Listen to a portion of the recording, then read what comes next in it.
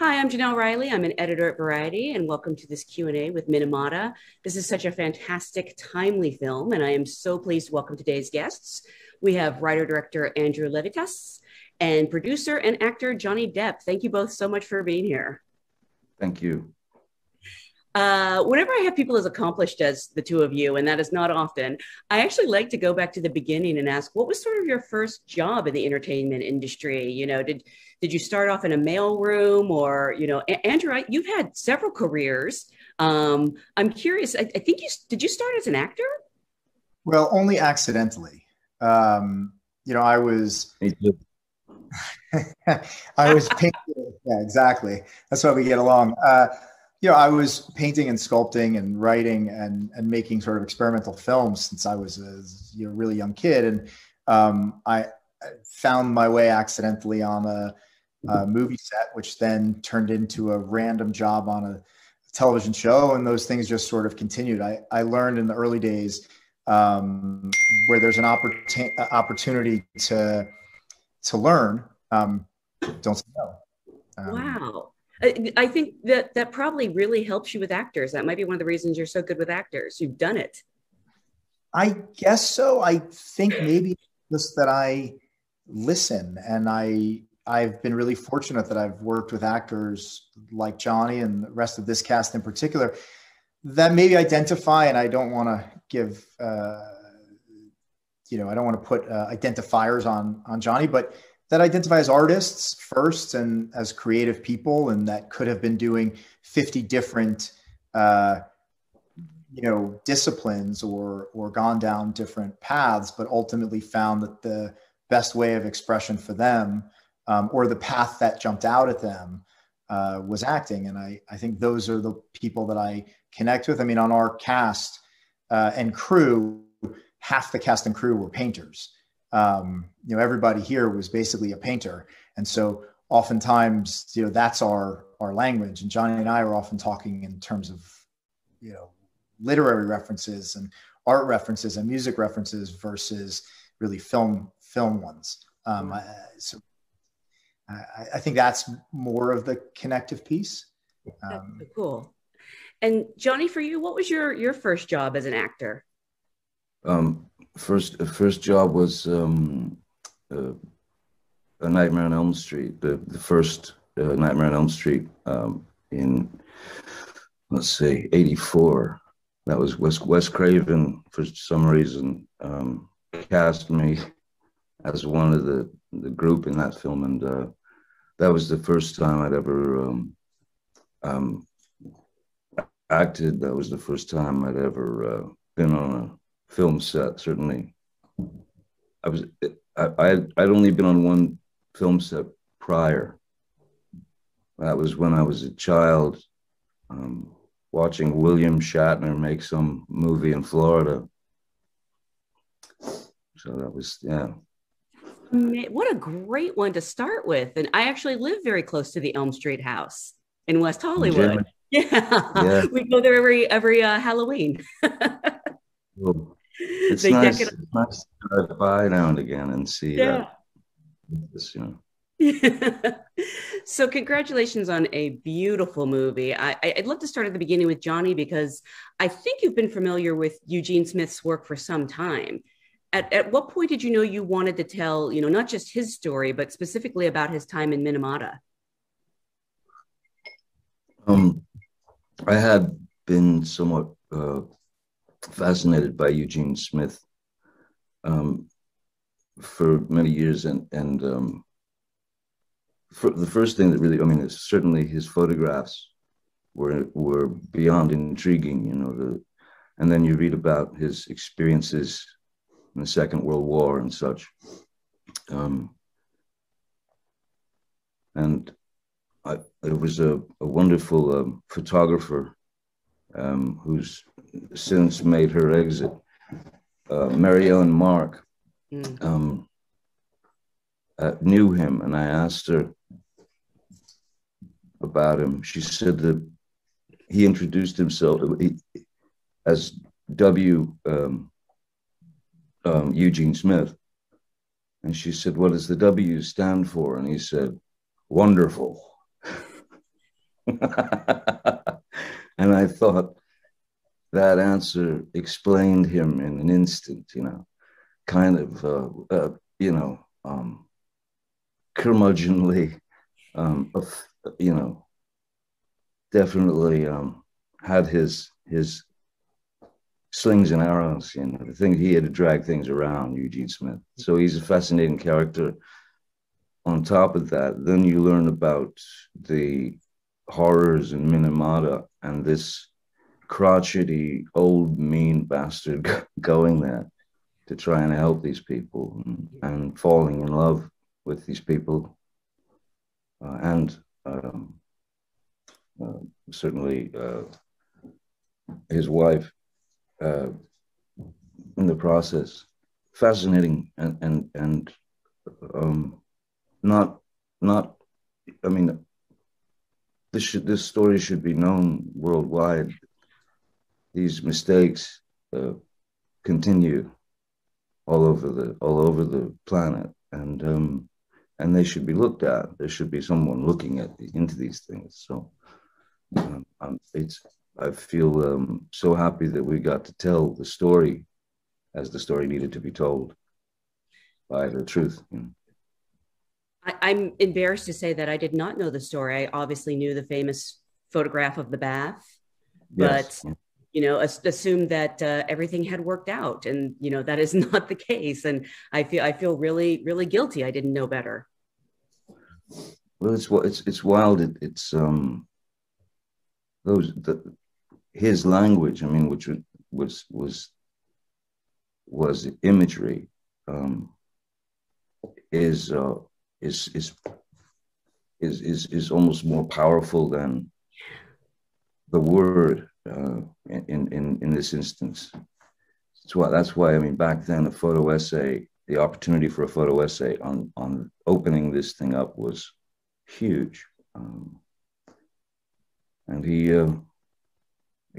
came out of obscurity and went back into obscurity. And the thing, just to add on to that I think we both have found so dynamic is there was a personality like Johnny describes, but an inner light and hope for mankind, and the ability to see past the absolute worst of what people do to each other, of how we treat our earth, of how we treat each other, of how we've set up our societies, and still see that sort of and express through the work and capture the moments where you could see the love and the absolute best of humanity. And so, whereas there are so many, there seem to be in today's world a view of just it's over, like it's done, it's doom and gloom, it's the end. There's nothing you can do. There's no goodness there.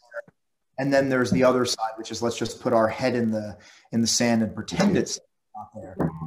And in Gene's case, and I think hopefully in our case with this film, and certainly in the other work that I do, and this is something that's very important to me, I think your goal is to inspire and offer a path through, and also illustrate how beautiful it is to be human, and how beautiful and how wonderful we can be when we look after each other. And that's never gone. And even in our most sort of villainous type characters, that kernel of humanity still exists. And I think that that's the thing that we all need to mine and try to bring forward for younger people today, and already made up their minds about these issues.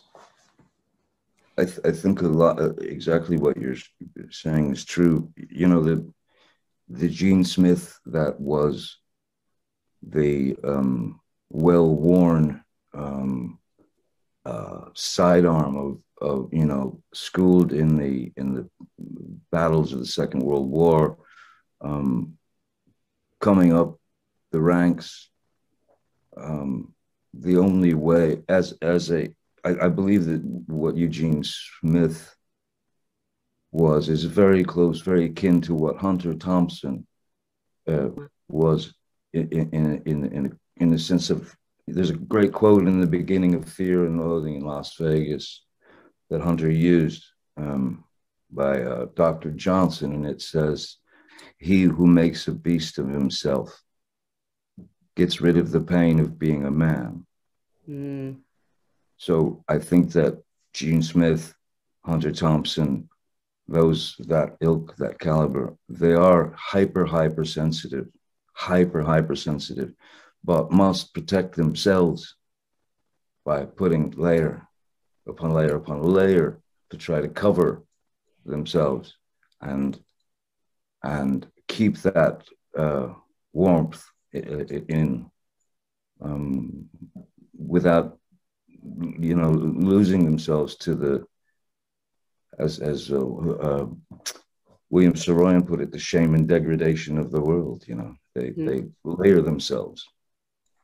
I absolutely understand. And they're also not the story, right? I mean, what's so special and one of the, they're the eye. They're the eye. They're the and eye. that was special about, you know, when John and I first started talking about making this film, the thing that was, you know, one of the things that was most exciting was the idea that, you know, Gene Smith is not the story, right? And so Johnny was going to allow us to create a narrative, to create an approach to this film where we could sort of teach the language of photography, teach the language of photography through cinema. In the beginning of our film, understand Gene's eye, understand Gene's poetic nature, understand his worldview, and then take the camera away from him and let Gene observe for us and understand what it means.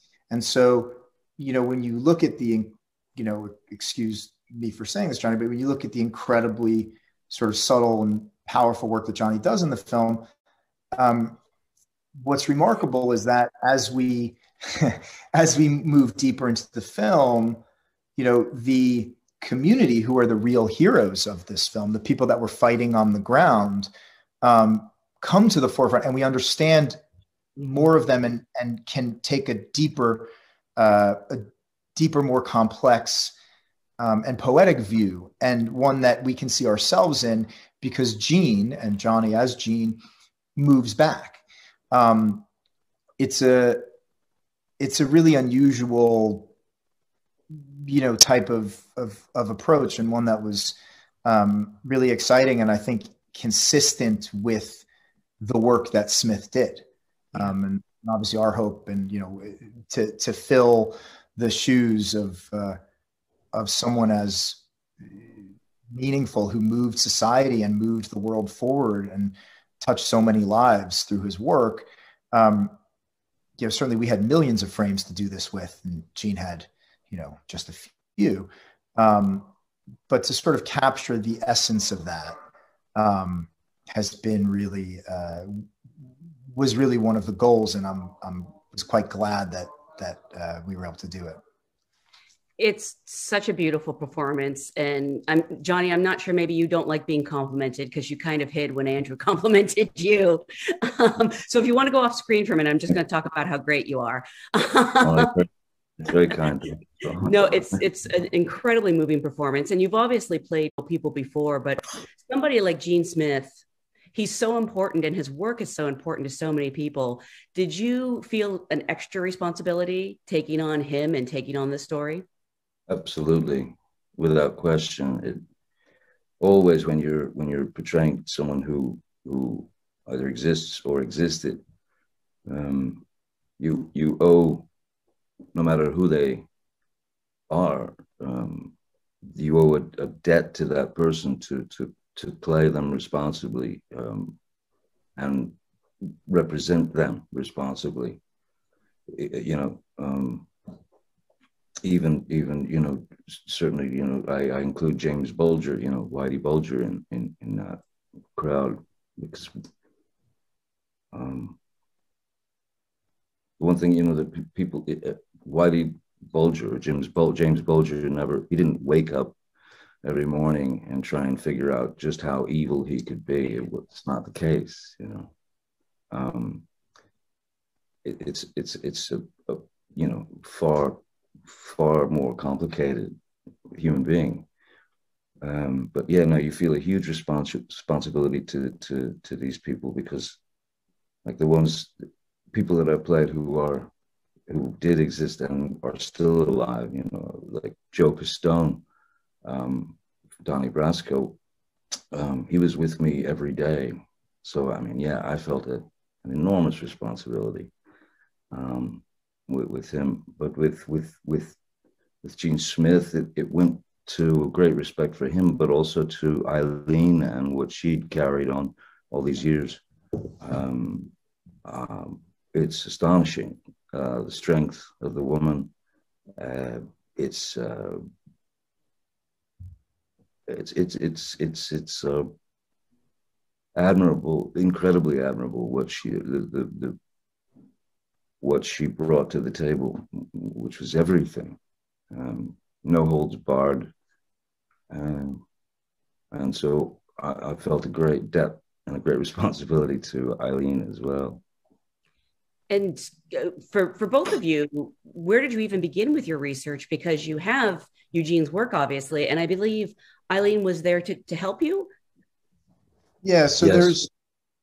there was an enormous amount of documentary footage, of Eileen Recording.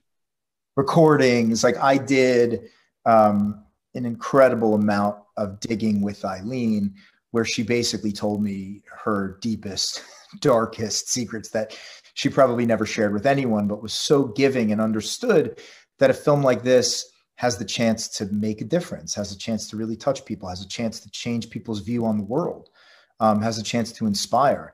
And so she was willing to give even more of herself. And she's given quite a lot in her life. But she was willing to give even more of herself to try to see that happen. And so, by the way, were the people of Minamata, the existing patients, the existing victims, the existing relatives, parents of deceased, who'd lost their children. And, I went and visited and sat with them and had ongoing dialogues with them. And they gave me such truth, real, deep honesty and transparency, because they too felt that, if there was a chance to stop the next Minamata, they had a responsibility to say something and to give us all of the tools that they had to help us in any way they could. And then beyond that, from the photography standpoint and from understanding what was happening in the scenes. So when we built our sets, they're almost identical replicas of the locations. They were three-dimensional spaces, 360-degree spaces. We were shooting 25-minute takes. Our actors, they were living. Johnny was living. The rest of the actors were living as these characters in these environments. I mean, this was it was really organic in that way, and there was so much information that we were able to take on and then work through, that we were able to show you authentic moments, real truth, real honesty from the actors, from the world they're in. And also because all of the original images of Gene's, the contact sheets, the original negatives, were all donated to the Center for Creative Photography in Arizona.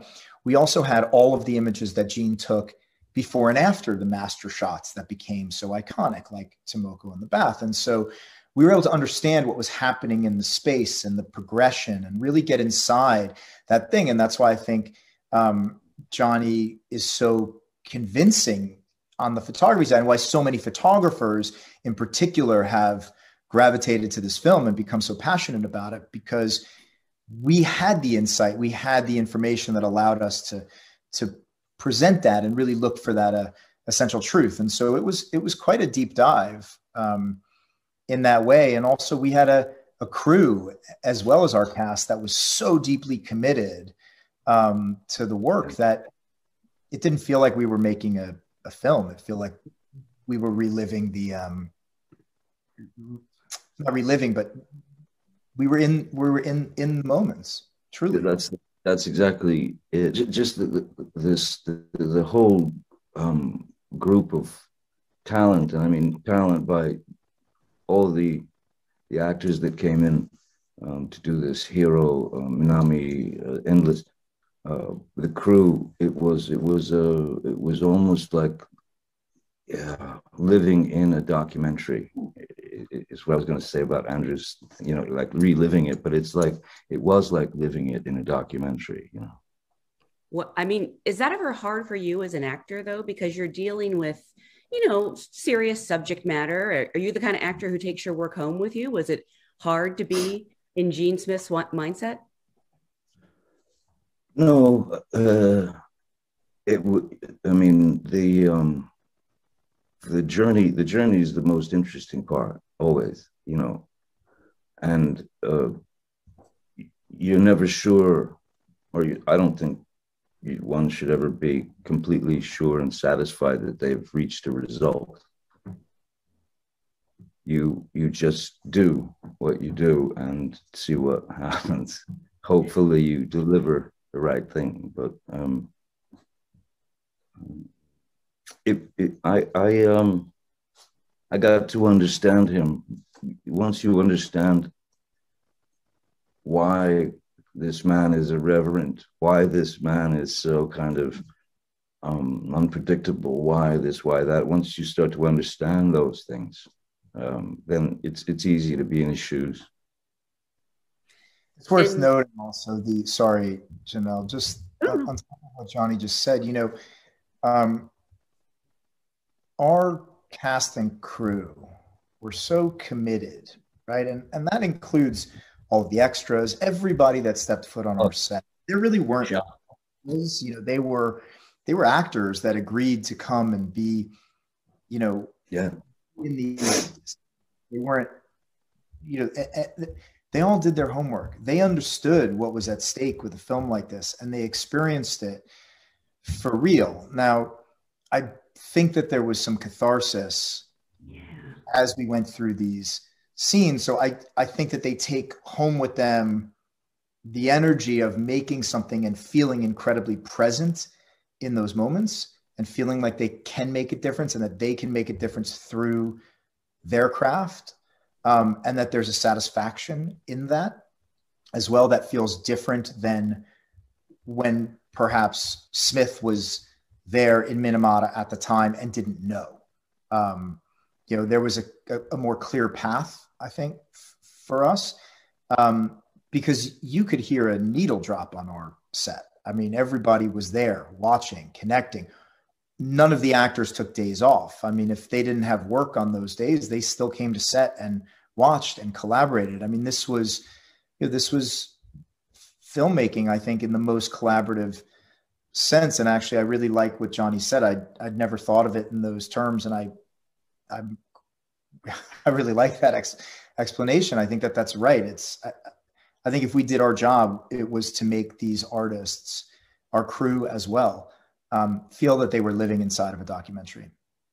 And to hear you say that, Johnny, just off the cuff in that way, was quite gratifying to me. So thank you. Well, no, you deserve it, man. You've earned it. I truly believe that it's rare when you see pure giving, someone give of themselves purely without not even just with the thought of expecting something back or even a pat on the back or thank you, but give with total abandon, give purely, and with humility, giving everything you have, but in the most humble way, offering essentially themselves. These people, crew, extras, the actors, it was beautiful to witness and humbling to experience. Wonderful. 95% of our cast is Japanese, and of that 95% or 98% or whatever it is, probably less than half spoke English. So it took real work for them to come and understand and work through it and be part of it and be present. And so other actors had to help and help work through that. I mean, it was really quite remarkable. I mean, I look back and I look at the faces of some people who had, you know, on the page, quite small, you know, small roles, but they're incredibly impactful in the spirit of the film because it was real for them. You did such an amazing job of recreating Minamata in the 70s, because I know it looks very different now. And it's so strange that the events in the film take place in the 70s, and yet it feels timelier than ever. Were you aware of that while you were shooting it? Yeah, I think we were. I mean, yeah, we didn't make this film for any reason other than it seemed like there was a way to tell a unique opportunity to tell a story through a very unique and creative and poetic lens that doesn't often show up in moments that can be nutritious, that can actually be helpful. And the world has been going in the wrong direction for quite some time. And so we all came because there was a calling, there was a chance to do it, and a chance.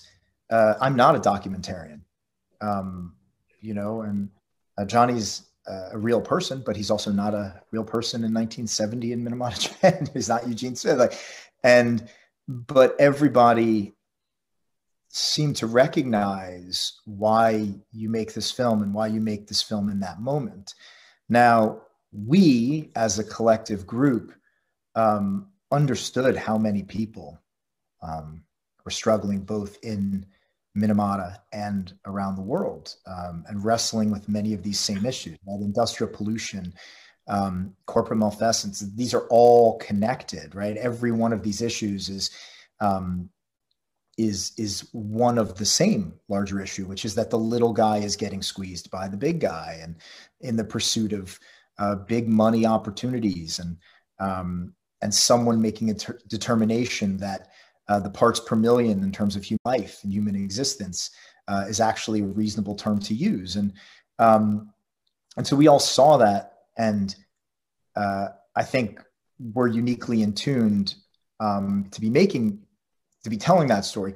I think what has changed subsequently is that so many folks around the world who were not really making those connections, or frankly, were too busy just trying to survive, because most of our world is just trying to survive and put food on the table and make it till tomorrow morning. That they don't have time to try to make those connections or understand how they can be part of the change and be a force for good, and how their voice can inspire other voices, their friends, their neighbors, their children, and how that can continue. And I think when a global pandemic comes up and connects the entire world, or at least it should have connected the entire world, but we all go through something together. And it's also so clear how we are going through it differently. It's on display right now, you know, how different a global pandemic is for the have-a-lots and the have just some and the have-nothings.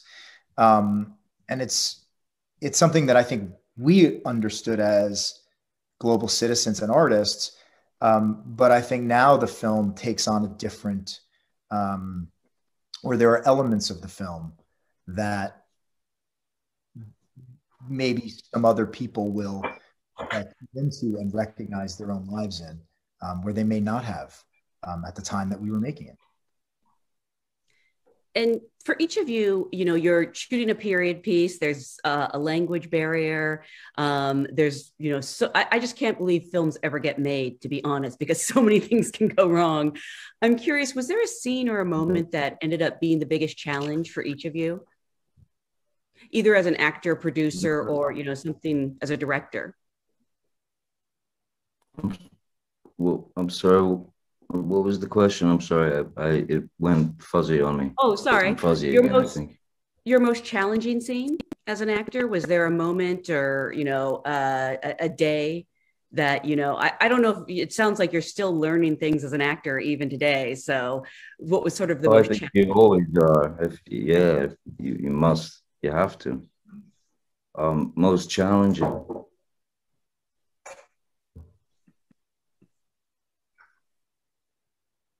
I don't know. I think they've all been some. I mean, the only reason I did many things, or some of the choices that I made, were because they were a challenge. I think if you step out the gate, and do the same thing every time, I don't know that that's well, it would drive me mental, but it would. I think it's unfair to the audience or the viewer to, if you just, I don't know. For me, if I come out and I'm the same fella every time, I think it's important that you try to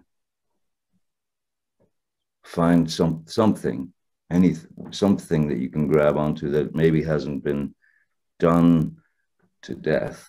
Maybe you can come through a different pathway and a different angle on the character. And so I don't know. I think they've all been challenges, but I like that. I think I don't know that I've stepped into a film that I wasn't somewhat positive that there was every opportunity that I would fall flat on my face. But it's important to go there. Sure. I would say that the biggest challenge for myself and my crew, well, there were so many challenges. I wouldn't say that there was a specific scene, but I think we felt a lot of different responsibilities, right? We were making a humanist film that needed to capture essential truth that we hoped could make a difference and honor all of these people, right? But we also are artists, and we care about making things that are dynamic, interesting, and land and connect and beautiful. And we wanted to try to capture what Gene did as an artist on one hand. We wanted to be sensitive to people that were had already gone through these experiences and suffered, and we didn't want to drum that up, but we didn't want to shy away from it. We needed to honor that essential truth, but also couldn't help ourselves. We couldn't just make it in a way that didn't feel elegant and beautiful and complex, both in terms of our storytelling approach, but also in terms of our visual approach and our characters. We also felt that it was very important that this be a film that Japanese audiences in particular, both in Japan and around the world, felt represented them, both in terms of cultural sensitivities or insensitivities that you often see with Western filmmakers making films about other parts of the world, but also that it was comfortable, as you hear a siren going through New York City. That sounds like New York to me. That it was not only comfortable, or that it was not only culturally sensitive, but that it was something that they also could understand what we were doing as filmmakers and be familiar, right? So that the ideas and the more nuanced elements to the film would land with them, both in terms of how the film stock we chose, how the film was graded, and how things worked just technically, right? Just where our camera was needed to feel like it was made by a Japanese filmmaker, but it also needed to land with an international audience. I say international, away from Japan, the rest of the world audience, including the US. And so that was really challenging for us, right? How do we circle that square? How do we bring these two pieces together and use all the tools in our toolbox to do that, both, and how do we tie it together and make that work? And, everything is incredibly thought out and specific in the film. Everything from the birds chirping that you hear. I had a sounds crew sitting in Minamata for weeks capturing bird sounds and water sounds and things like that. The dialect is a very specific Minamata dialect that, 10,000 people in the world use, but we needed it to be exactly right because we felt that we had a responsibility to get that right. And so it was all of that and taking that into our daily work and staying on top of that, but then also being open enough in our hearts to see magic happen on set because we'd created an environment for all of these wonderful actors to go live, and see that it could change and how would it shift, and recognize it and not be so overwhelmed by it. In particular, we're shooting a scene that Gene is taking the photograph, the sort of pietà of photography, right? Tomoko in the bath. And we're sat there, we're carrying all this responsibility, but also as artists, we're incredibly inspired to be here. We also feel the weight of what this photo represents, as well as I've met with those parents. I've seen the pain in their heart. I've seen what they've gone through. They've expressed it to me. And these are not people that just wear their emotion on their sleeves. And to create the moment, see the moment, feel the moment as if it was true, and then have everyone on the set cry when we're done and we've captured it and fully break down because it felt all of those things. But then 5 minutes later go, okay, now we've got to get on with our day because we're still an independent film. We're making them, we don't have time. We can't live in this. Okay, like let's jump to 6 days earlier, or a month earlier in a movie or whatever it is. And we have to get commando and be there. And that was the type of challenge that I think we carried. It wasn't a specific moment or a scene. It was the entire weight of it. And I feel like we carry that challenge today. I mean, when we see, the film has been so incredibly well received by Japanese audiences and writers, and critics, and historians in Japan, that has been the most satisfying for us to see it land in that way. I can't even imagine. I want to remind everyone watching that the film is available now in the Academy screening room. So hopefully you watched it before you watched this, but if not, go back and watch it or watch it again. Again, congratulations on a beautiful movie. Thank you both so much for being here today.